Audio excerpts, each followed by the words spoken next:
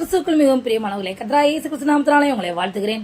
இன்றைக்கு நம்ம என்ன வேத வசனம் வச்சு பார்க்க போறோம்னா, மார்க் 14ஆம் அதிகாரம் 54ஆம் வசனம். இந்த இடத்துல பேதுரு என்ன செய்யறாரு?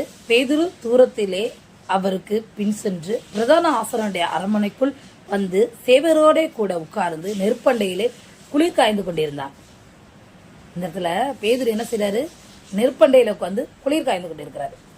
இன்னொரு ஆள் சொல்லட்டா, நெருப்பண்டையில உட்கார்ந்தவர் பவுல் என்ன செய்யறாருன்னா, அப்போஸ்தலர்ல எழுதப்பட்டிருக்கிறது, விறகுகளை எல்லாம் பொறுக்கி போட்டு அவர் நெருப்பண்டையிலே மழைக்காக குளிருக்காக குளிர் காய்ந்துகிட்டு இருக்காராம். ரெண்டு பேருமே, பேதுருவும் சரி பவுலும் சரி, குளிர் காய்ந்துக்கிட்டு தான் இருக்காங்க. ஆனா ரெண்டு பேருக்கு நிறைய வித்தியாசம் இருக்குங்க. ஆனா பேதுரு என்ன செய்யறாரு? நீயும் இயேசுவோடு இருந்தாயா? எனக்கு தெரியாது அப்படின்னு சொல்லி மறுதளிச்சுறாரு.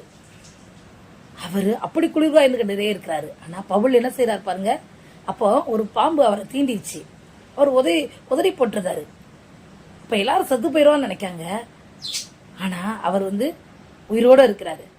அப்போ பவுலை பார்த்து சொல்றாங்க, நீ தேவன் என்று அப்படின்னு அவனை சொல்றாங்க. நீ தேவன் என்று அவனை சொல்றாங்க.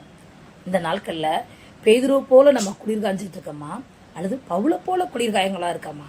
நமக்கு ஆபத்து வந்த போதிலும் பவுல் தேவன் நல்லவர், தேவன் அற்புதங்களை செய்கிறவர் என்று தேவனுக்கு சாட்சியாய் நின்னாரு, அவரை மறுதளிக்காம. ஆனா பேதுரு குளிர் காஞ்சிக்கிட்டு ஆண்டவரை மறுதளிச்சிட்டாரு. நம்ம இந்த நாட்கள்ல எதுல குளிர் காஞ்சிக்கிட்டு இருக்கோம்? நம்மளை நாமே சோதிச்சு பார்க்கணும்.